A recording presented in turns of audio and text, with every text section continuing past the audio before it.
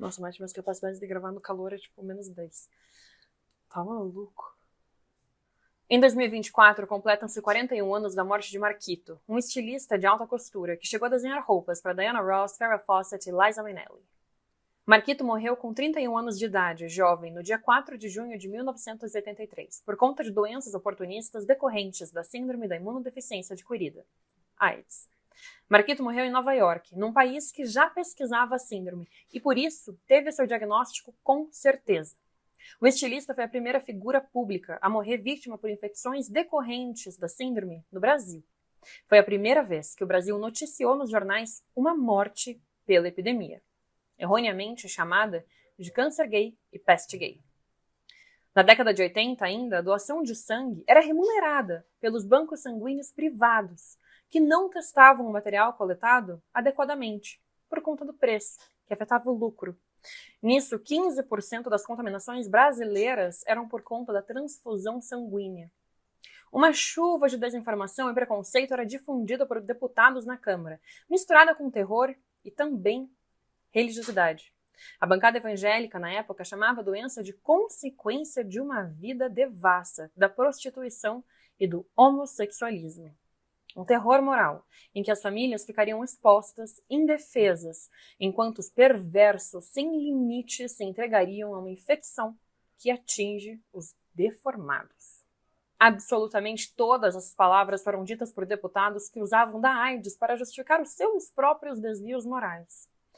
Naquela sociedade, o contaminado era um pária que precisava ser excluído para salvar a maioria.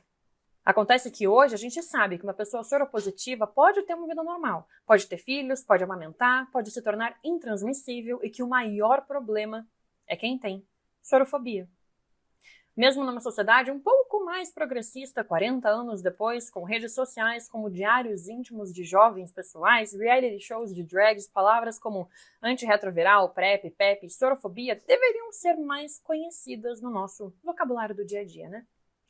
Se você ainda não me conhece, eu sou a Bruna Bufara e hoje a gente vai falar sobre um novo tratamento para HIV disponível no SUS e como a maior barreira não é o diagnóstico, mas a vivência sem informação. Nath, por favor, roda a vinheta.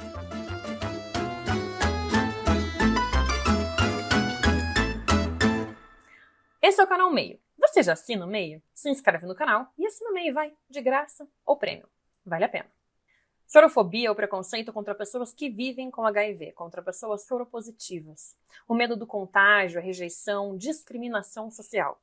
E isso acontece também porque desde o início das reportagens sobre o vírus, tudo era carregado de preconceitos. Os primeiros casos de AIDS no mundo aconteceram em 1977. E em 82, sob a administração de Ronald Reagan, os Estados Unidos riam da doença.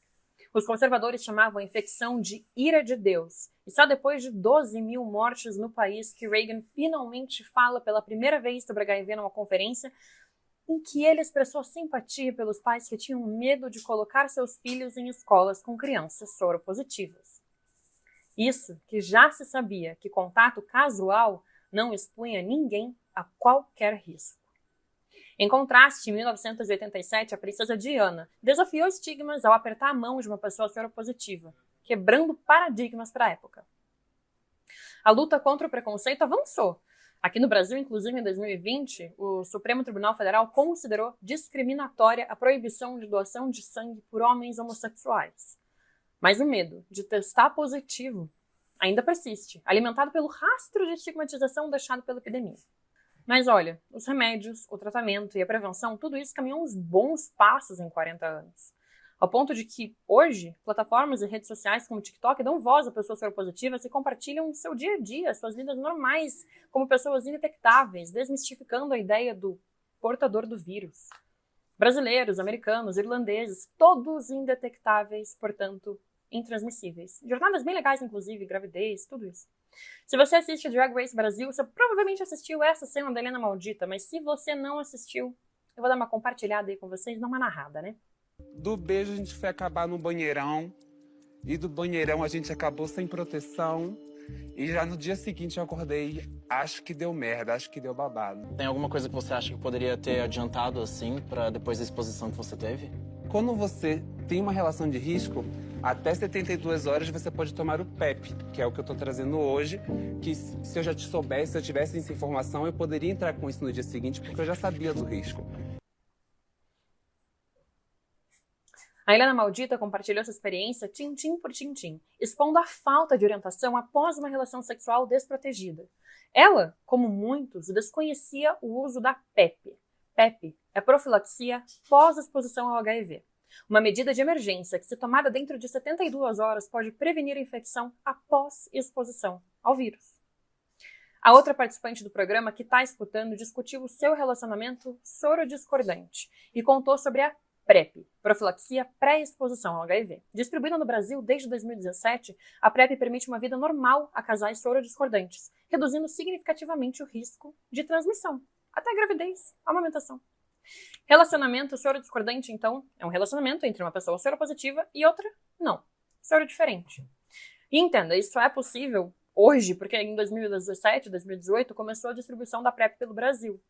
No primeiro ano, a PrEP foi oferecida para algumas pessoas que estariam com mais vulnerabilidade de exposição ao vírus.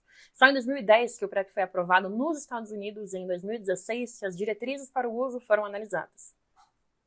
É um passo gigante para prevenir a infecção pelo HIV e que permite que casais sorodiscordantes engravidem, tenham uma vida normal. É uma vida normal para o casal. A PrEP é a profilaxia pré-exposição. Ela prepara a pessoa para possivelmente enfrentar um contato com HIV. Existem dois tipos de PrEP, a diária e a sob demanda. A diária é diária mesmo, você toma os medicamentos ali de forma contínua todo dia, assim como o nome. Na sob demanda, é um pouquinho diferente. A pessoa só toma quando sabe que irá se expor ao risco. Isso é, toma os comprimidos de 2 a 24 horas antes da relação sexual e segue tomando por 2 dias. A PrEP é indicada para a população-chave, para algumas pessoas que estão ali em algumas situações de vulnerabilidade.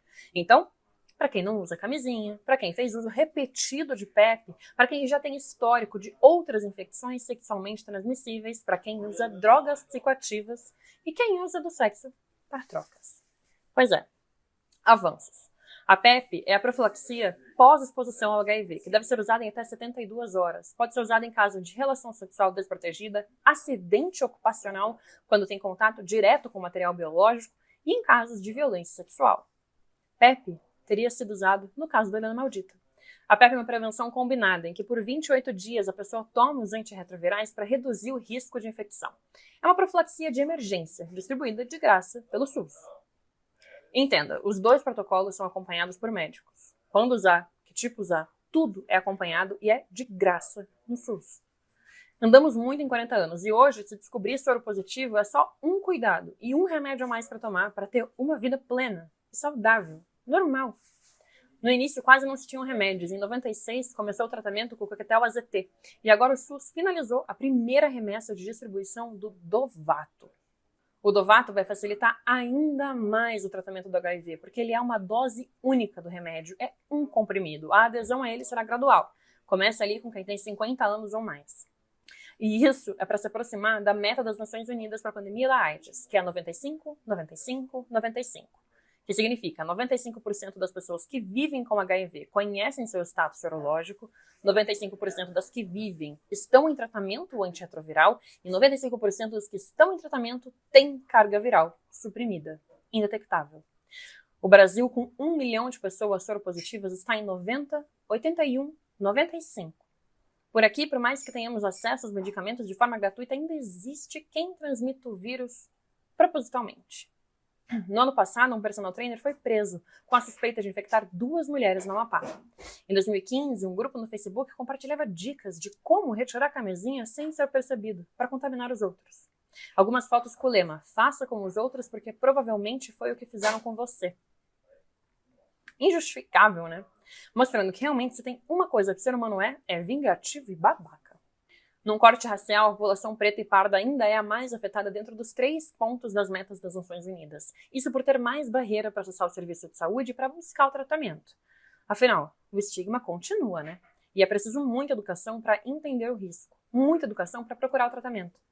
O Brasil é um país racista. A desigualdade no Brasil atinge proporcionalmente mais a população preta e parda, que acaba por ter menos escolaridade, menos renda e mais sujeita à violência, ou seja, menos acesso. Fica aí a dica para escutar a série Preto Positivo no Spotify, que é um podcast de 10 episódios focado em discutir o universo da AIDS com depoimentos de pessoas negras. É preciso de muito apoio à ciência para continuar evoluindo e seguindo em frente. É preciso muito, muito mesmo. O conservadorismo político resistiu em aceitar a gravidade do HIV. O vírus foi associado a juízo moral, atrasando respostas eficazes. A gente viu, fez 1 ano do 8 de janeiro esta semana. No último governo, que foi há pouco tempo, a gente teve uma pandemia de Covid-19 em que os conservadores negaram a base científica. A AIDS, quando surgiu, também foi dito ter sido criada em laboratório. Também tinham teorias conspiracionais que não serviam a ninguém rolando solta. O conservadorismo anda grudadinho com a rejeição da ciência. Se pautam em princípio moral, causando retrocesso e duvidando do fato.